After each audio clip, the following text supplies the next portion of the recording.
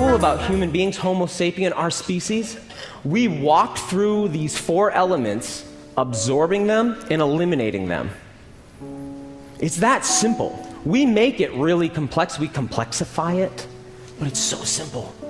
You just need to think about the earth you're putting in, the water you're putting in, the air you're putting in, and the fire you're putting in. Does that make sense? Yes. What happens is we start thinking just about the food. And we break the food down into infinite categories, and we compare it, the carbohydrates against the fats, against the proteins, the amino acids against the fatty acids against the... Does that make sense? And it just gets really complex. Simplify it for yourself.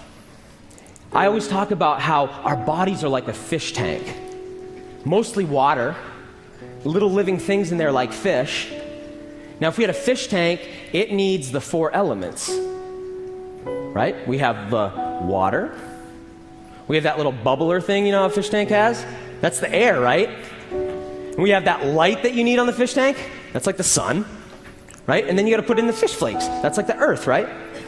Now, if you have a fish tank, how important to the health is the fish food? It's important, but not that great if you don't have the light, the bubbler, and really good water. Make sense for everybody? Yeah. Okay, so this whole weekend, I want you to be thinking there's more to nutrition than just the food.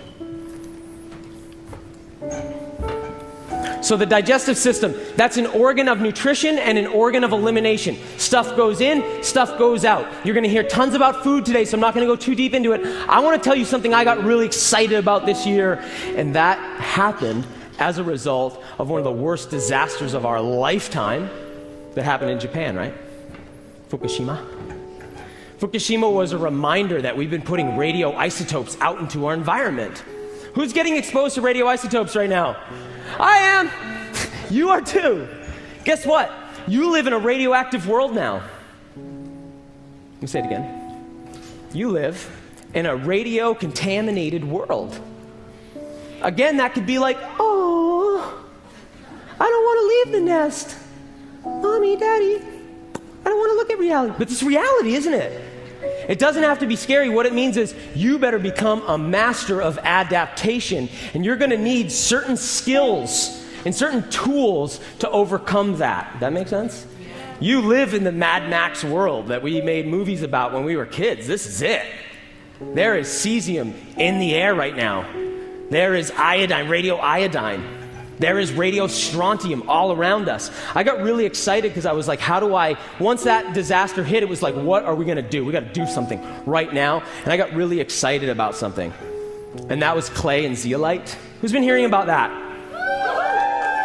Do you guys know that all the vegetarian mammals of the planet eat clay? How many? Do you know that all of the human beings surveyed around the world in indigenous and traditional cultures eat what? Let's really anchor that idea. All the human beings in the world before people who lived in cities, before civilization, all the people around the world, you know people lived everywhere? North America, South America, Australia, Europe, Asia, Africa, all of these places, guess what people eat? Let me hear it. Clay. Do you know that if you don't eat clay, you're not doing a natural diet? If you say you eat a natural diet and you eat clay, do you know you're not? Does that make sense? Because part of human beings' natural diet is actually eating clay. That's interesting, huh? Part of our natural